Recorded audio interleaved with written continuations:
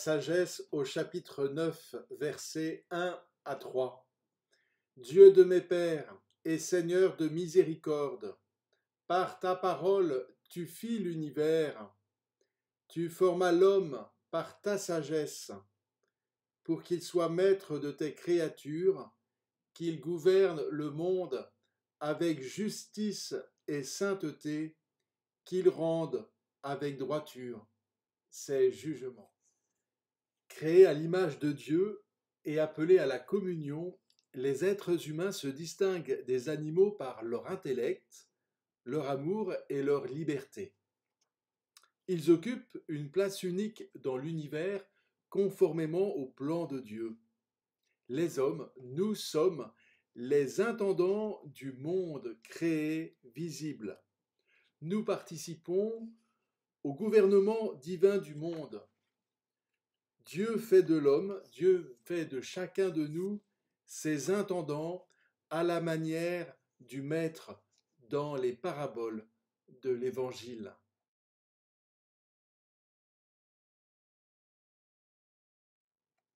Pour décrire ce rôle spécial d'intendant, deux images existent.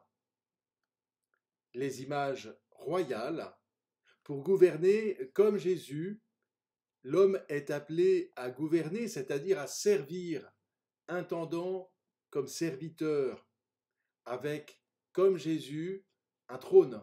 Et ce trône, c'est la croix. Des images domestiques, l'homme est comme un régisseur d'un domaine à qui Dieu a confié le soin de tous ses biens. Ce privilège de la souveraineté de l'homme est conféré par Dieu. Il ne faut pas l'oublier. Souvenons-nous de l'évangile de dimanche dernier, les marchands du temple, où Jésus se fâche de voir comment l'homme dénature le sanctuaire, comment l'homme dénature Dieu, comment l'homme remplace Dieu par des commerces. Les êtres humains imitent le gouvernement divin, mais ne le remplacent pas. L'homme n'est pas Dieu. Peut-être que c'est précisément le temps du carême, l'occasion pour nous de nous rappeler que nous sommes des intendants. Et l'intendant doit être guidé par la recherche du bien, l'éthique. Ni la science ni la technologie ne sont des fins en soi. Ce qui est possible n'est pas forcément bon, ni juste, ni éthique.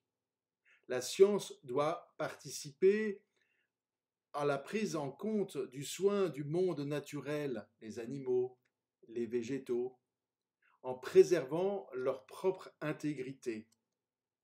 Le temps du carême est un temps favorable pour une conversion dans notre relation à la création.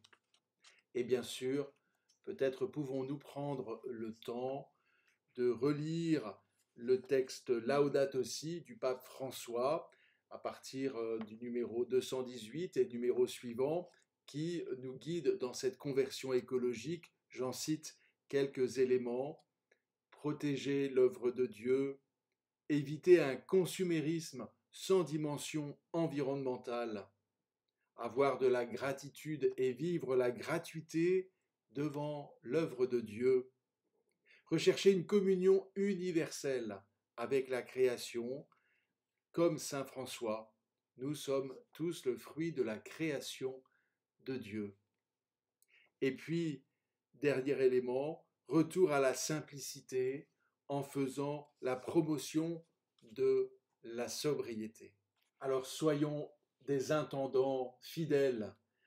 Je termine en prenant ces paroles du pape François au numéro 225 de son texte Laudato Si, loué sois-tu Seigneur. Une écologie intégrale implique de consacrer un peu de temps à retrouver l'harmonie sereine avec la création, à réfléchir sur notre style de vie et sur nos idéaux, à contempler le Créateur qui vit parmi nous et dans ce qui nous entoure, dont la présence ne doit pas être fabriquée, mais découverte, dévoilée. Bon carême à chacun d'entre vous.